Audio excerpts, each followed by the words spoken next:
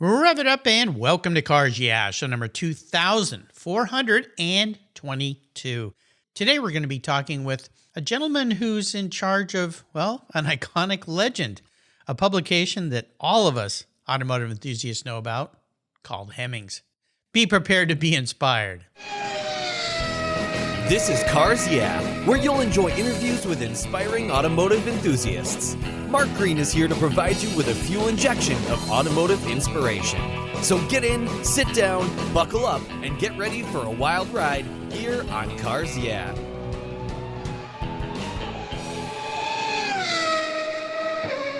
Hello, inspiring automotive enthusiasts, and welcome to Cars Yeah. Today I'm in Charlotte, North Carolina with a very special guest by the name of Jonathan Shaw. Jonathan, or Jono as your friends call you, welcome to Cars Yeah. Do you have any gear, and are you ready to release the clutch? Mark, I'm ready to burn it down here. Thrilled to be on here and thrilled to talk to the people at Cars Yeah. Absolutely. We're going to have some fun here, especially talking about an iconic, legendary brand that we all know and love as Hemmings. But before I introduce you properly and we dive a little deeper into what you're doing there, I always like to ask this question. Kind of sets a tone for who you are. What's one thing that most people don't know about you, Jono? I think it would be that, if I wasn't at Hemmings and in business in general, I would be off the grid. I'd be behind the wheel of a big diesel tractor out on a ranch somewhere in Idaho. I'm not suited for a desk. It's not really my personality. I get recharged by working with my hands and being in nature, and that's what I'd be doing if I wasn't doing this. Well, this is very interesting because you're kind of at the opposite end when you have this image of somebody running a company like Hemmings that is known as, we all called it the Bible, the big book, and so much more now and changing even more. But the fact that you'd love to be out doing that, but I think that's a healthy thing. I know a lot of friends in retirement that have kind of gone that way. They bought a piece of land. I've got some friends who've bought some cows and building fences and just out doing things with your hands. So I can relate to that. I come from a farming family. My dad grew up on a farm in Texas, and it's a different lifestyle, but it's kind of healthy too, right? Keeps you busy. Oh, absolutely. Keeps you mentally and physically fit at the same time. And, I used to, when I was younger, I would be working so hard with this goal of getting out and doing that. And honestly, I feel blessed now that I'm in a job that has made me slow down a little bit and appreciate where I am. I'm not in the hurry to get there that I probably once was. Well, there you go. Well, allow me to give you a little more proper introduction here. Jonathan, or Jono, as his friends call him, Shaw, is the president of Hemmings, where he and his team are celebrating their 70th anniversary. He's been the president of Hemmings since March of 2020, and like many automotive enthusiasts, he grew up in a hot rodding family with Hemmings on the table in the house. Jonathan consulted with Hemmings back in 2019 to build and launch the Hemmings Auction business, and that ultimately led to being named president. I guess they liked what you did, Jono. His career has included time in digital media strategy and production, community building, and technology development in media and e-commerce. Jonathan is excited to help lead the team at Hemmings as they take the brand into the future for enthusiasts like you and me. We'll be back in just a moment, but first a word from our sponsors, so give them a little love. Buckle up. We'll be right back. Great. Years ago, when it was time to renew my collector car insurance policy, my carrier's rates went up. Way up, but my usage was the same and I never made a claim. I didn't even have a ticket. So what's with that? So I turned to American Collectors Insurance. Has your collector car insurance recently raised your rates for no good reason? Tired of paying an annual membership fee? Then it's time to look around and call American Collectors Insurance. I shopped around, I asked friends for recommendations, and found a winner that I can trust. And boy, I'm glad I did. I saved hundreds of dollars every year and slept better at night knowing my baby was properly insured. American Collectors Insurance have been protecting vehicles since 1976. They provided me with an agreed value insurance policy backed by their history of taking great care of their clients. What could be better than that? So give them a call and ask for a quote today. 866-ACI-YEAH. That's 866-224-9324. And protect the ones you love like I did with American Collectors Insurance. Classic car insurance designed by collectors for collectors. For several years now, you've heard me talk about Linkage Magazine. I've been a subscriber since the start. They're talented and creative team brings you a spectacular publication and website that shares the automotive passion from a worldwide perspective. Linkage is about driving, restoring, collecting, and first-hand experience at collector car auctions and more. They bring you real-world values plus rational, experienced opinions on the current markets. They cover the automotive world and the people who share our passions. And Linkage Magazine has grown, mailing you 6 issues annually. Join me on this journey with Linkage. They're geared for the automotive life. You can subscribe at linkagemag.com. So, Jono, we are back. So what I want to do first is go back a little bit in time before you got to Hemmings. Talk a little bit about what brought you to Hemmings, what you were doing before, and maybe even a little bit about this history of the hot rodding family that you grew up in, because obviously you love cars, maybe tractors too, but anything that rolls on rubber I tend to like as well. And then we'll dive into what Hemmings is doing with this monumental anniversary, brand relaunch, and all the different things that Hemmings is going to and it's becoming in today's very modern world. So take it away. All right, Mark, before I joined Hemmings, I was with a company called American City Business Journals, which is now the parent company to Hemmings also. And right after I graduated from the University of Alabama, Roll Tide, got to get that in there. Big win over LSU. And I was left Alabama, a little Tuscaloosa, Alabama, and moved to New York City. Was working for Advanced Condé Nast, a large multinational media corporation, doing some M&A work up there after I graduated. And one of the things that American City bought at the time, which is part of Advanced, was this little NASCAR social network called Rowdy.com. And Rowdy was way ahead of its time. It was a podcaster, and this was back in 2009. Oh, wow. They were podcasting. They were creating daily videos. They were one of the first daily video sources that was up on YouTube, as well as producing on their own channel on the .com platform. And then there was this vibrant community of user-generated content, of people who were going on and blogging about, NASCAR, what was happening, the racing, their experiences. It was a really neat business to kind of get into. And that was my first exposure to enthusiast communities and how strong people's enthusiasm for their personal interests, where they spend their time and their money and their desire to meet like-minded people. That was really my first exposure to that. And being at Hemmings now, for a period of time, I was back in the B2B world after Rowdy. Being back at Hemmings has put me back in an enthusiast brand, an enthusiast community in the automotive aftermarket and the collector car world. It's really awesome to take the things I learned way back in my early 20s,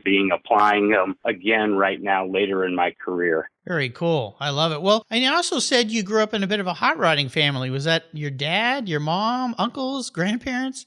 Yeah, so it was both my grandfather, Ray, and my dad. So my grandfather, Ray, and I, he shared his passion and love of cars with me, and we worked on his 1932 Deuce Coupe, oh, wow. his 1956 F100, his all-original 54 Bel Air. He was an American iron hot rodder to the T. In fact, funny story, I never at the time understood when I was young, as 56 F100 was powered by a Chevy 350 that was hopped up. It had a Corvette rear end, and I didn't like the Frankenstein, right? I didn't understand. Yeah. I didn't understand at that time that was hot rodding. Yeah. Right. It was the mix of parts to achieve performance and drive. And it didn't matter who the manufacturer was. It was all about what the product actually did when they were all mated together. And I get that now. And now I love the truck more since he's passed it on to us. I love the truck even more now than I did then. So you get it. Yeah, that maybe isn't so much a Frankenstein, which you think about the story, Frankenstein was kind of made up of bad parts, it was the opposite of that. He was taking the best of a bunch of things and making it even better, which is, of course, what hot rodding is all about. And then I was going to add, my dad was a muscle car, person growing up in the being in college in the 60s and 70s. He had Mustang Mach 1 Fastback, Tri-Power GTO. He longs for those cars now. He would love to have them back and wish he had never sold them at the time. And I think from a dollars and cents perspective, he would have been well served to hold on to those too. Sure, absolutely. Well, we all have those sob stories. That's a question I used to ask people. What's the car that got away? And I had so many crying people on the show. I took that off the show. It was just too distressing and reminded me of the cars I let go that I wish I hadn't as well. But that is the way it goes. Well, let's fast forward up to today in Hemmings, because most of us, I mean, at least the guy of my generation, remembers this big, thick book, the green book that you would get in the mail every month, and you'd scour every page looking at all the cars for sale and all the stuff you didn't even know that you wanted, and now you wanted it because of Hemmings. But time has changed a lot of things, and I would love for you to talk about what this anniversary means to Hemmings and the brand relaunch that you guys have put out there, and what can we expect to see in the coming years? Because, oh my gosh, everything's changed, hasn't it? Yes, it has changed. A little bit of history on Hemmings.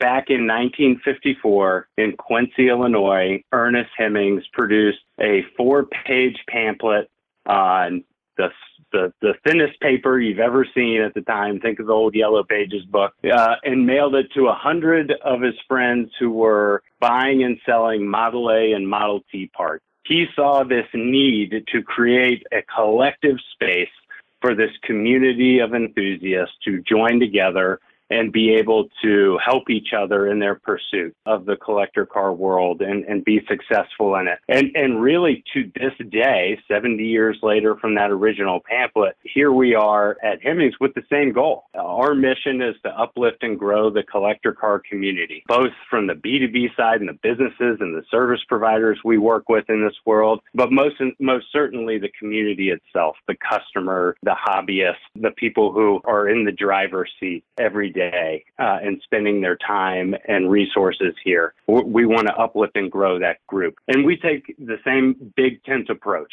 that everybody is welcome, regardless of your experience level, whether you grew up in a family and learned how to do things from family members, how to buy and sell cars, etc., or you're brand new and you saw a car driving down the street for the first time and you said, oh my gosh, that 57 T-Bird is amazing, but I know nothing about them. Where can I go to find out? We want to be that place. We want everybody to feel welcome.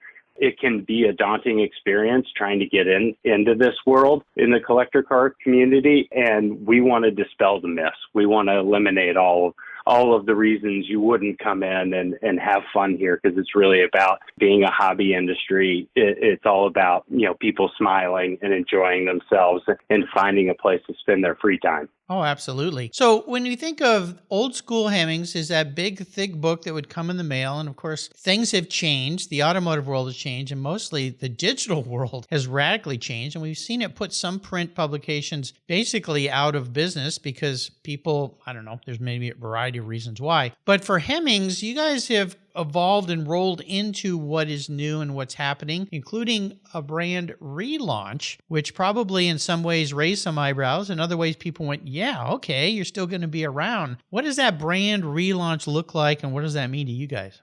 Yeah, so we've spent the last year or so working on new brand colors, new brand iconography, typefaces, logos, our tagline, driven by drivers. We spent a lot of time working on it, and it really came back to focusing everything against, why are we here?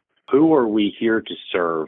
And it's the drivers at the end of the day that kind of fuel and inject the passion into our world. And we really wanted to strike a balance between, putting together a brand package that would drive into the digital age, but still pay homage to the brand and what we've been about for 70 years. And I think we nailed it. It's really, really hard to do. I have an amazing team around me, an amazing group of folks who helped us get this over the finish line and launched actually last week at SEMA, which includes, new mastheads and cover pages on all of our magazines. It includes, new visual appearance on our .com site, Hemmings.com. it was an incredible team effort. And I think we nailed the balance between, creating something that would take us into 24 and for the next, decade plus from the digital aspect of the business, but work across of all of our traditional products and our print products. And I probably need to underscore here that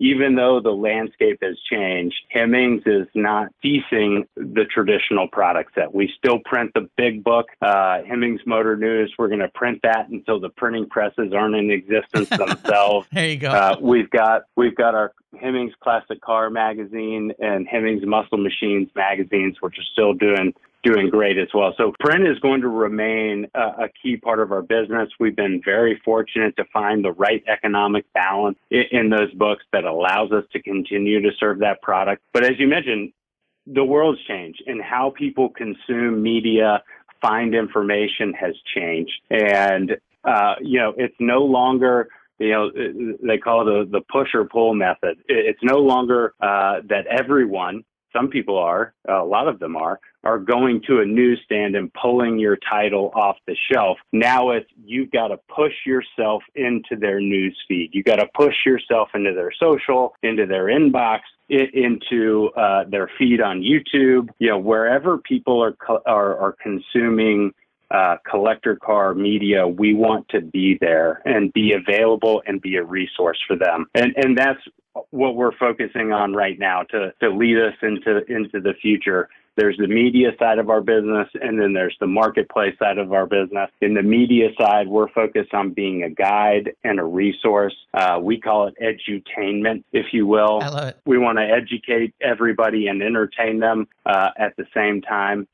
On the marketplace side of the business, obviously, the collector car marketplace has exploded over the last couple of years. Yeah. And it's become mainstream again, which has been really, really fun. We've seen, obviously, prices change dramatically. There's numerous new outlets out there in the collector car marketplace space. What we're focused on in our marketplace, and it kind of ties back to that big tent approach and being welcoming and easy for everybody to use, is our marketplace services bundle. We call it the frictionless marketplace, and the services we're building under that and spent the last 2 years building to launch. We have a valuation product, so people don't know either what they should pay when they're buying, or somebody inherits something or is given something. They have no idea what the value of that is.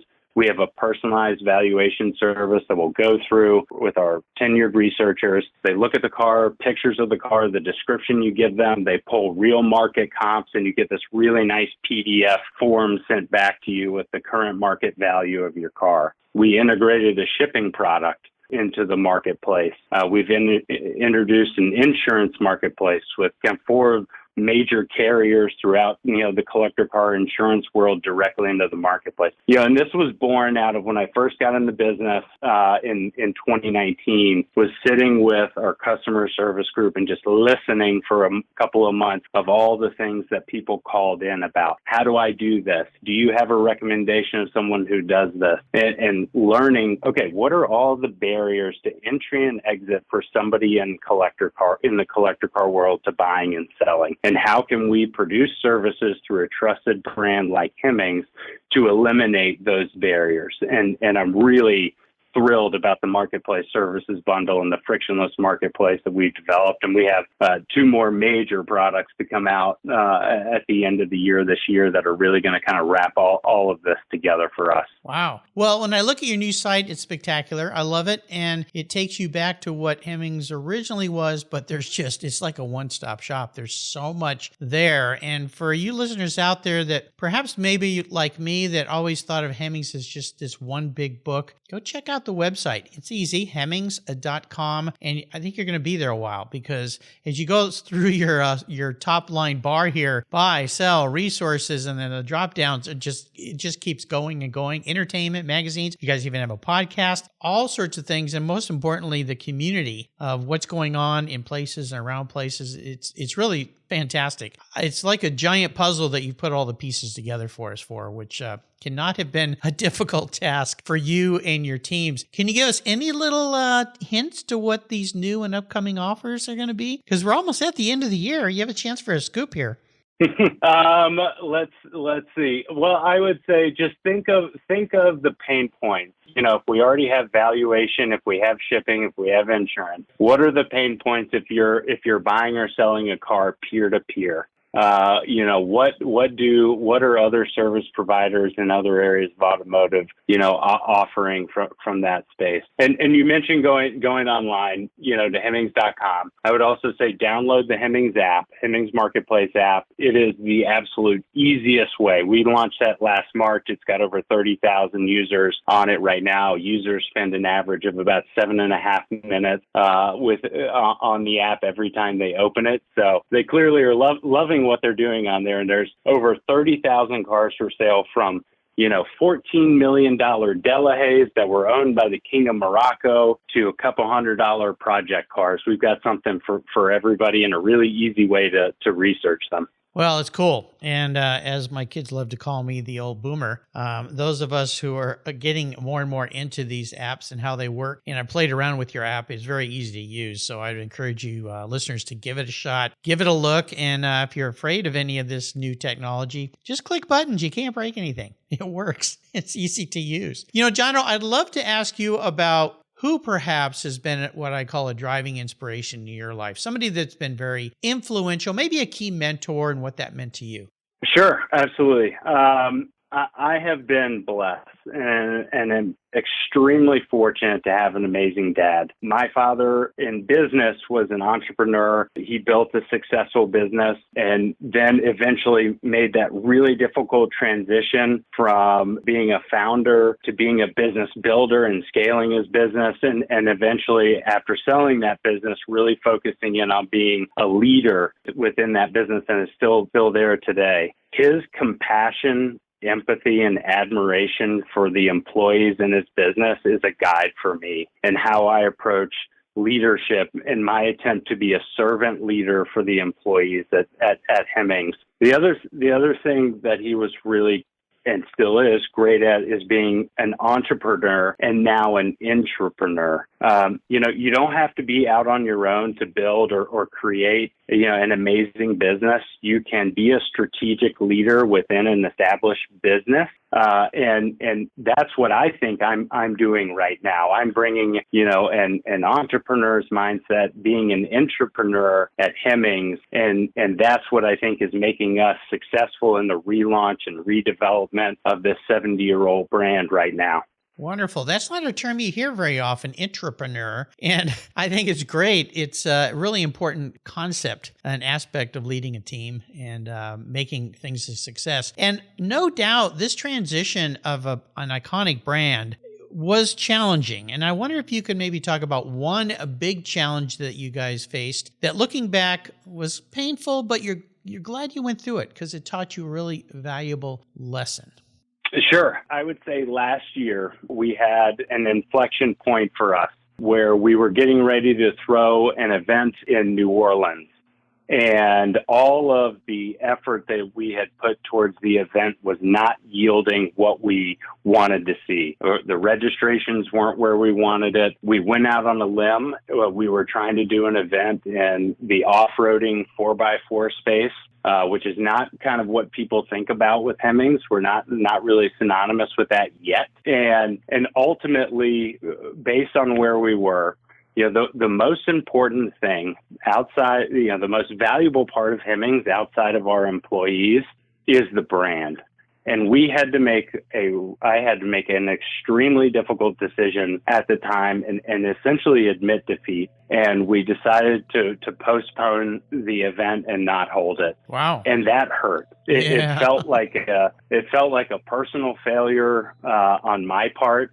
It really made me understand the gaps in my knowledge of how to throw an event, how to gain notoriety for an event, and really understand too where the brand was strong, what verticals, we had an audience we could rely on, and where we did not. You can learn a tremendous amount from your successes if you're retrospective about them and understanding why it was successful. But I've learned just as much out of my failures. And I'm happy to say what that really painful lesson taught us last year at Hemmings, we are coming back this year. And in 2024, we're going to host 4 Muscle Palooza events across the U.S. That's our drag racing and car show event at different drag strips in California, Florida, Pennsylvania, and Ohio.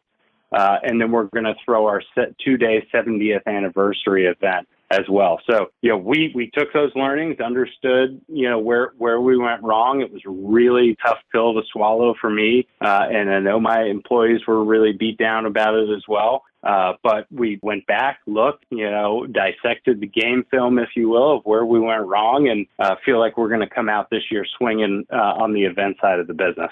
You know what comes to mind when you talk about that?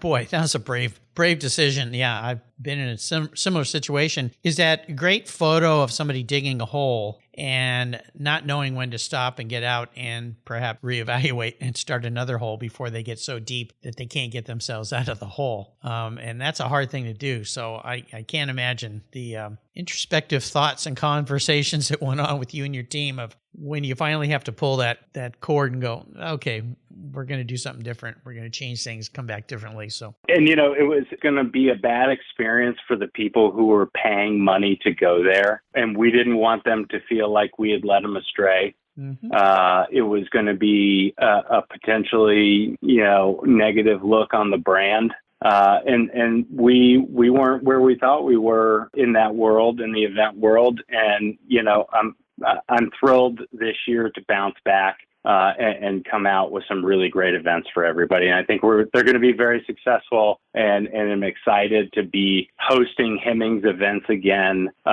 We used to run large events, pre-COVID. I'm excited to get back out in various parts of the country with the brand and interact with the enthusiast collector car community. How about a special vehicle that's been in your life, one that really has stood out for you, and why did that stand out? Why was it so important? So this was a hard choice for me, and both are Jeeps. I had 2 that I was really on the fence of trying to figure out. My earliest automotive memory was 1989. I'm 4 years old at the time, and I remember, and this is one of my earliest cognitive memories, I remember my parents had bought a piece of land outside of Charlotte that was way out in horse country. And I remember climbing myself up into their 1989 Grand Wagoneer. Gold on the outside, beautiful wood paneling, and the inside had this lush corduroy burgundy interior. That's one I've always fallen back to. But I also want to say my 1999, my first car, I bought a 1999 Jeep Wrangler TJ that had the Land Runner package, crazy fiberglass body package that I think Motor Trend described it as part Jeepster, part Hummer, but it was built on top of the TJ chassis. And what I loved about that and think about that is I learned how to build. I learned, okay, here's where you need to focus on the enjoyment of the car. I bought a loud exhaust system and put an, air filter on it and did these funny things and put a lift kit on it.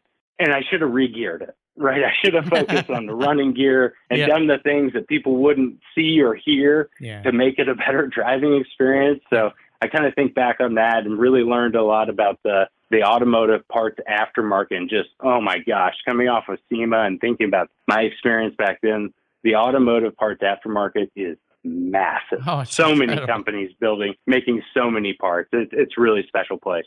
Well, we've all seen that person that gets their first car, and they do. I'm guilty here too. Yeah, you do all the stuff you can see, and you don't think about the stuff you can't see. And sometimes that stuff you can see messes up the original engineering of the stuff you can't see, and then you realize, why does this car drive so weird? What happened? It's always the first thing. What can I do to change the telemetry of the car? I'm like, well, the engineers that designed this did a pretty good job. Maybe you should just drive it for a while and not mess with it until you understand it a little bit better. I like to play car psychologist and crawl into your head a little bit here. If you were reincarnated or manifest as a vehicle, what would you be? But more importantly, why? Ooh, I would have to be a truck first of all, right? Trucks are purpose built, and I'm kind of a purpose driven person. But I would say probably opposite of Hemmings. So this will be a little odd. It'd have to be a modern heavy duty truck, so in a high trim level, right? So business on the outside and a nice package, but the running gear and power to get the job done. So like maybe a GMC Denali HD or a new F-250 Platinum edition. That's who I am. Very good. I always also like to talk about philanthropy a bit or giving back. And when I think about Hemmings Motor News and all the things that, there's an old word, Hemmings Motor News, Hemmings now. See, I'm coming back to my roots here.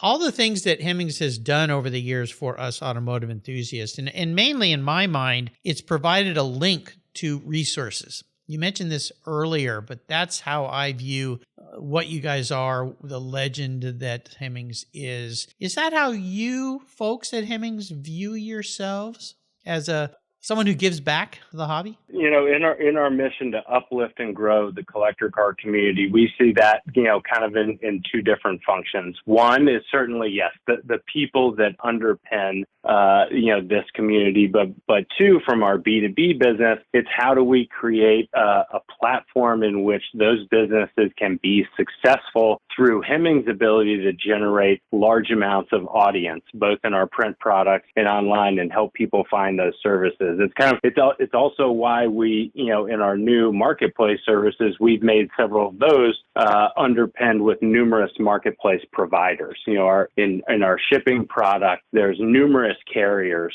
that are involved in being part and quoting for that marketplace. In the insurance marketplace, there's 4 major carriers right now that are part of that, with the opportunity to grow and bring on additional insurance providers. And so, yes, you are exactly right, Mark. Hemmings is here to support and grow the businesses that underpin this wonderful community and all the service providers. We have over 500 partner dealers in our marketplace right now. That's a growing number as well. And I'd also say internally to Hemmings, it's not lost on me that there's over 100 people here, working for the brand and working for the betterment of the company that rely on Hemmings to feed their families and pay their mortgage. So, from my perspective, my first responsibility is to ensure their future employment by evolving Hemmings and making sure we stay relevant across all platforms and we're serving customers across all platforms. And in turn, that stability for our employees allows them to focus their efforts on helping their communities and volunteering and going to automotive events and welcoming more members to this amazing community. Nice. So I always like to ask guests about great books. And what I'm going to mention first, of course, are Hemmings magazines, Hemmings Motor News, Hemmings Classic Car, Hemmings Muscle Machines. Great resources, great reads, obviously, for you listeners. But how about great books, a book or a couple books that you found very useful and entertaining and enlightening? Sure. I picked 2 books for today. Building a Story Brand by Donald Miller. That's going to be kind of my business pick for Hemmings. I've read this book so many times and taken so many notes. I'm almost at the point where I have to get a new copy. But that book is really about who the hero actually is in your company. And the hero of the story is not you, and it's not your brand. I think leaders can have a tendency in companies to get very lost in making themselves the focus or center of attention. Your brand needs to be about being a guide, and your customer is the hero. The really simple analogy for that is, we at Hemmings want to be Obi-Wan Kenobi. We want our customers to be Han Solo, and we want to teach you, how to use the Force, right? I think I got that right. You did. I may have just messed up that analogy. You did. I find it brilliant, and it's also true. Years and years ago, a company I was part of, we were trying to determine some aspects of how to grow the business and so forth, and we hired a consultant to come in, and the very first thing he asked us that relates to this was, why do your customers buy from you? And the answer, our original answers were all more us focused instead of them focused. And he used a great analogy. He looked at me and he said, "Are you a polo player?" And I said, "What?" He said, do you play polo? And I said, no. And he said, well, then why do you have a shirt with a polo pony on it? And I said, oh, it's a Ralph Lauren shirt. Kind of nice. I like them. He goes, yeah, but why do you wear that shirt? Long story short was the feeling that it gave me. Why do we drive certain cars? The feeling that it gives us. Right. So forth. So he taught us to focus more on that. It was part of our mantra at the time in the brand. And yeah, I love it. Building. I've not read this book. I've got to get it. It sounds wonderful. And you mentioned a second one. Yes. So my personal choice right now, I read this book last year, is Burn the Boats by Matt Higgin. It's a book that really helped me understand not holding back, giving 100% of myself to my goals. Essentially, there's the analogy to Cortez, and when Cortez landed on the shores, he burned the boats because there was no plan B. They were either going to be successful in victory or die in defeat. There was no in between. And I love that visual, and it really helped me kind of scrap the little things that were holding me back from achieving what I wanted to achieve, and give 100% of myself while I'm here, on the job, to making Hemmings successful. Love it. 2 books that I believe have not been recommended here. So I love the fact you're bringing some new reads to us here at Cars Yeah. So thank you. Awesome references there. Let's go on the Ultimate Drive. You're welcome. I like to enable people by sending them on the Ultimate Drive. So I'm going to buy you any car in the world, park it in your driveway. You can take it on a drive anywhere. But even more importantly, you can take somebody with you, even somebody from the past that's no longer with us, which opens up a world of unique opportunities. So what does that Ultimate Drive look like for you? Sure. And I know, audience probably wants to pick someone, me to pick somebody they know that's relatable. So yeah, I thought I'd start this by kind of putting together a little scene setting of who this person is. So this young man grew up on a Dust Bowl farm in the middle of the Great Depression in Oklahoma. He was one of 6 kids. They had nothing. We're talking collard greens for dinner 7 nights a week, if they had that. Terrible malnutrition, a really bad situation. This individual worked their way from being a tight boy in which, if you remember the old printing presses, they actually set letter by letter type. Hot type. Yeah, hot lead type. Yeah, that's right. They were called type boys at the time. From his first job as a type boy, as a young man, he went to join the Army when my father was born, and to feed his family in the middle of the Korean War. He used the GI Bill afterwards to go to the University of Oklahoma, work 2 jobs, one with the Associated Press. And when the Associated Press gave him the opportunity to move up, he dropped out of school and focused on his career and his family. And eventually, this person became the COO and president of Dow Jones in New York. So from a Dust Bowl farm of nothing to being the president and CEO of the largest media company in the world at the time. That's my grandfather. Wow. And I'm incredibly blessed to have spent the time with him that I had. He passed away right before I got married in 2010, so we've been missing him for quite a while. I would go with Ray Shaw on a drive through the mountains of Vermont, so that he could see Hemmings, because there's a great story here. If you got time, I'd love to tell it. Yes. So when I was 13 years old, my grandfather had seen the obituary of Terry Eric, who owned Hemmings at the time in I believe it was the New York Times. He grabbed me on a Saturday and we flew to Vermont, and I had no idea what we were doing. He said, "Hey, we're going to go look at some really neat cars." And that was not unique, right? We had done these trips before to go see cool cars. Little did I know that we were going to go around with Terry's brother, Perez, who had taken over the business, and he was looking at buying Hemmings. And I sat outside an office when I was 13 years old in our Bennington headquarters, which is still there now. And I think the actual seat I sat in is still there. Oh my gosh. Outside of this office. Wow. And while they were negotiating for the purchase of Hemmings, and it's just this surreal full circle life moment that here I am as the president of this business. It's really special to me. It's very personal. Oh, for no sure. kidding. Oh my gosh. What a story. I appreciate you sharing that. That is absolutely wonderful. And, typically at this point, I would say, well, you're going on this drive with Ray, your grandfather. What are you guys driving? So we're going to drive my 1976 K5 Blazer. We've been working on this car for a few years now. I think it'd be perfect to drive through, the Green Mountains there and across southern Vermont. I'm going to tell them all about what we're doing with this amazing business at Hemmings. Tell them about his wonderful 3 great grandchildren and talk cars. Yeah. Absolutely. No doubt he's smiling down at what you've become and your family and everything. But what a great story. I appreciate you sharing that. And you have taken us on a wonderful journey today, Jono. I really, really appreciate you taking time to spend with me.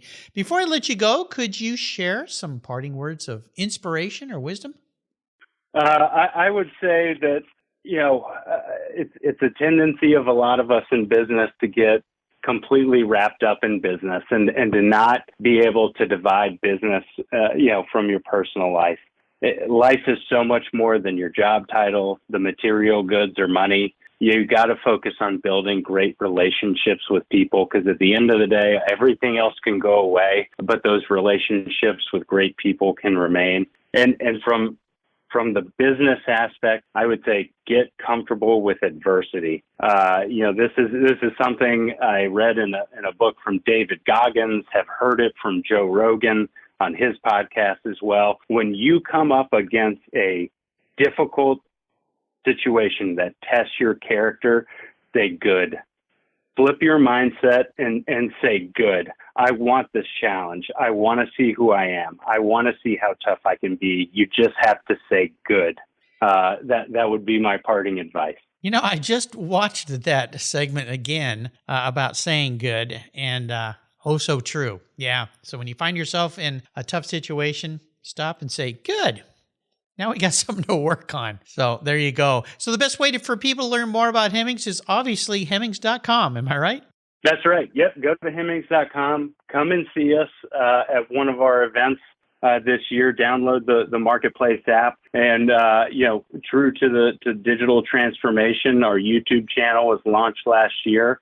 And we're releasing new videos on that every single week. So go check us out on the YouTube platform as well. Absolutely. I'll put all these links on Jono's or Jonathan Shaw's show notes page here on the Cars Yeah website. But again, they are easy to find. And I'll bet you everybody listening today knows the name Hemmings. And if for some reason you've drifted away, time to come back because there's a lot to see for sure. I want to do a quick shout out to Aaron and Abigail at Coin PR for bringing Jonathan to the show today. Thank you, ladies.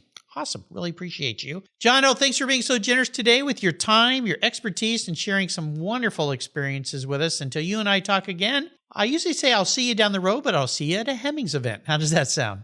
That sounds great, Mark. Yep. I'd love to meet up.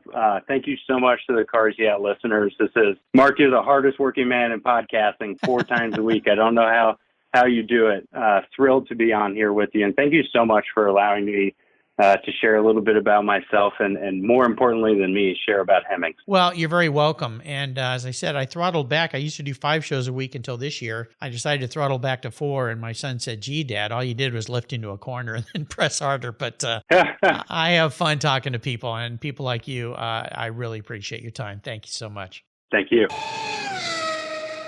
If you're listening to this program, there's a pretty good chance you believe what I believe, that the collector vehicles we love are more than just a means of getting from one place to the other. They're a part of our culture, our identity, and as a people, they bring us together at vintage races, classic car auctions, and 1,000-mile rallies. That's why I support the RPM Foundation, which exists to ensure that the critical skills necessary to preserve and restore these important vehicles aren't lost to time. RPM stands for Restoration, Preservation, and Mentorship, and their goal is to inspire the next generation of vehicle restoration professionals through its outreach programs. And they include Shop Hop, Off to the Races, the RPM Future Class, and many others. These programs engage talented young people across the country and connect them with with mentors and a variety of opportunities in the industry. For more information on how the RPM Foundation is driving the future of collector vehicles skill trade, visit rpm.foundation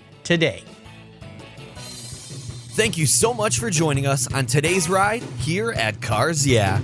Drive on over to carsyeah.com to find show notes and inspiring automotive fun. Download your free copy of Filler Up, a fun book filled with gorgeous photographs of fuel filler fun, including quotes from more inspiring automotive enthusiasts. Download your copy today, and we'll see you next time on Cars Yeah.